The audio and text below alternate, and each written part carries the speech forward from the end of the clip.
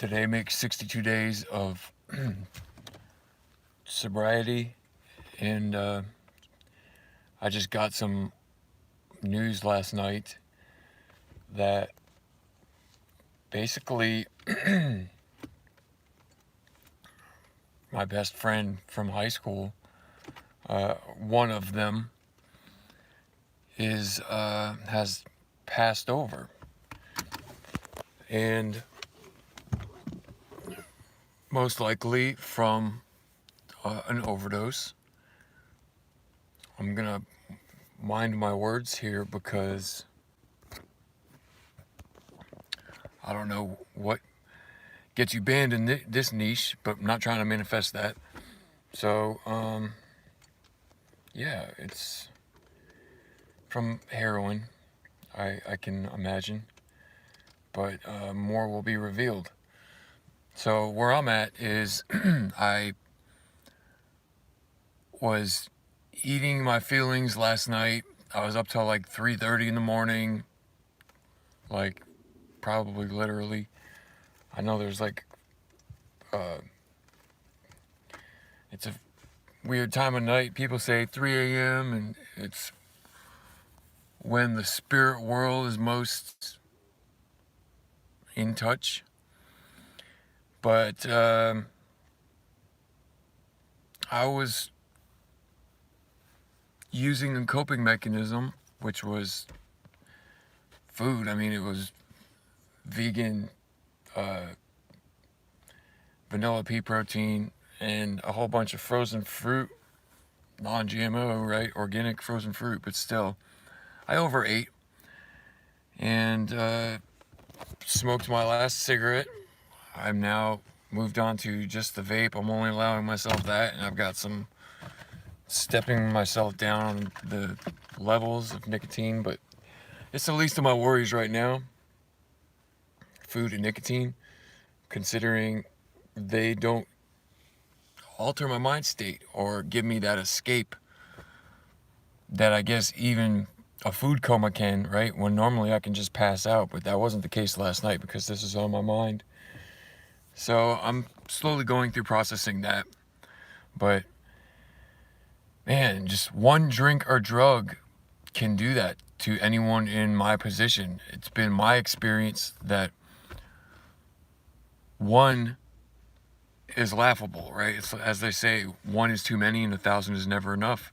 Well, luckily this past relapse or two, it was just a couple of days and maybe a couple of dozen drinks or whatever.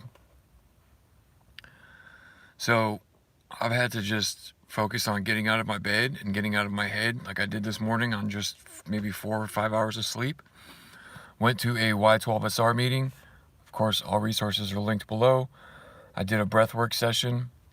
I did a full 30-minute DMT breathwork session today, which was amazing, before my cold plunge, and got some family time in, made a good number of phone calls, got outside of self, called my sponsor, just doing all the things, right? And it's getting easier to handle, I guess. I try to look at it as this person did me that service, and just like anything else, it's all meant to wake us up. So I could use it as an excuse to get in my feels and get all in the dumps about it, but I believe I'm processing it in the most healthy way possible. Part of our practice today at Y12SR was to write ourselves a love letter. I addressed mine to my child selves, the two younger selves at various stages in my life that need some healing and need some integration. So just now, after the 60-day mark, am I finally getting to tapping root of those traumas and lost aspects of myself that have just added to my shadow. And I guess I have a lot of work still to do. I'm still a sick puppy, but Some great things that have helped me have been the daily readings. Today's daily reflection touched on how we focus so much on intelligence and usefulness and the societal way of instilling in us ways of being and ways of doing. A lot of times, what I have found in finding that balance between ease and effort, that having beat myself up so much and setting up these expectations that are unrealistic and then not having met them, it was a way to sabotage myself and create a lot of space for destruction and for more self-torture. So a lot of times our only job is just to not make things worse. So I haven't been home since I left this morning. It's been nothing but fellowship, friends, and family. So there you got your 3 F's, right? Your 666. The molecular weight of carbon is 666, and what this avatar needs, once again, spiritual, not religious. So I'm not going off all Eastern here or too woo, although I am obviously a yoga teacher in training, so I've got plenty of it to draw from. But there's a lot of great wisdom in this ancient philosophy of yoga, and as well as the Ayurveda, the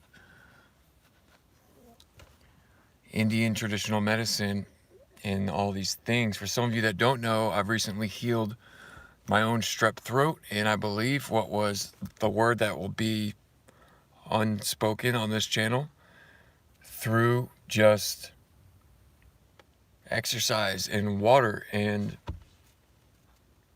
supplements. So I did that, taking a lot of garlic for a week, just eating a whole clove sometimes in a day, ginger, turmeric, all these things daily. Extra virgin olive oil, it's got to be Evo, but I keep it in my trunk of my car, and you should just be drinking that stuff if someone hasn't told you already. I mean, not crazy because there's a lot of saturated fat, but healthy addition to any diet. And and breath work every day, jumping in the cold water every day to the point where I'm growing to enjoy it, and I'm getting euphoria from these natural highs. So nothing but natural highs for me here. Also to keep myself accountable, because I guess it's not spiritual to talk about it elsewhere, but I'm beginning my next 3-day water fast today, and this time I'm not jumping in and quitting nicotine all at the same time, obviously. So hopefully I won't have the raging headaches I did last time I attempted it, which I did document as well. I just had throbbing headaches at the end of day 2. I mean, really the whole time, but so I only made it 46 hours until I ate food. I broke that last fast at like 9:30 at night, and then I went to bed. Not recommended. But just checking in. I'm about to go into the gym. Once again, everyone's recovery is going to look different. Some of you need medication. Some of you may need to balance brain chemistry in other ways. For me, it's been meditation. That has been my medication. And since I'm too lazy to formally sit, a lot of times I just have to do it lying down with a guided meditation at night. And lately I've been finding that euphoric still state of calmness and peace after the breathwork sessions, which are linked below. Then Dan does a reading, which is standard for pretty much all of his, maybe I guess 9 or so, 10 videos I've done now. And quite often he draws from the Tao Te Ching, which is ironically enough right here, underused in my car, but I've got the pocket edition, and it's great resources to have rather than reading Us Weekly, or hobbies are great to have too, but spiritual based reading. Lastly, I'll say this from a consensus of people that have time in recovery, like true serenity, happy, joyous, and free time in recovery. There's 4 or 5 habits. 1, begin your day with quiet time and reading from a spiritual text. If you're in recovery, preferably something that is one of the 12-step fellowship approved. Secondly, reach out to others. Keep your world in a space, in a constant state of growth and expansion. So the opposite of addiction is connection. And nowadays we're so blessed that we don't have to walk and literally physically find people. We can still get that heart-centered connection through this very device that we're holding. And then thirdly is practice random acts of kindness, be of service. So reading, reaching out, practicing random acts of kindness, so being of service, and getting to fellowship. You know, there's some other habits in there too. I kind of go overboard and I'm doing all these other things, but the basic is just don't pick up that first drink or drug, because if you're like me and you have the disease of addiction, you give it an inch and it'll take the whole continental United States. Just like, you know, I struggle with food, I struggle with nicotine and all these other coping mechanisms, but if we don't start, then it's kind of hard to go overboard, right? The only thing that I had to focus on in the beginning was getting my butt to meetings, and I've tried, and try as I may, it seems like I can't overdose on meetings. I can't make myself sick off too many meetings. Lastly, I'll say this about my friend who OD'd, is that with a program of living that is spiritual in nature, we can find a way to turn any and all phenomena into something to strengthen our practice. Right? Focusing and concentrating on mistakes is just a further mistake. Putting our focus towards solutions, that is intention. And I intend to continue with this practice. So I'm going to follow up and stay accountable for day 2 of my water fast. We'll see if I just do the 3 days or how I'm feeling at that point, but I'm about to go into the gym. I'm not going to let it affect my gym regimen too much. I'm just not going to go super hard either.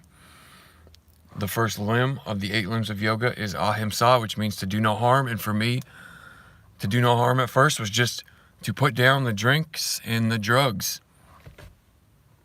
Also, stopped taking in weaponized fast food a long time ago. And the weaponized weapons of mass deception, which is mainstream media. So, no one's told you today, I love you, but I'm not in love with you. Stay tuned for more. Check out the resources below.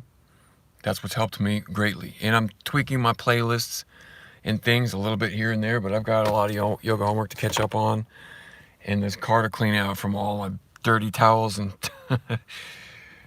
things. But life is good today. So, thanks for stopping in.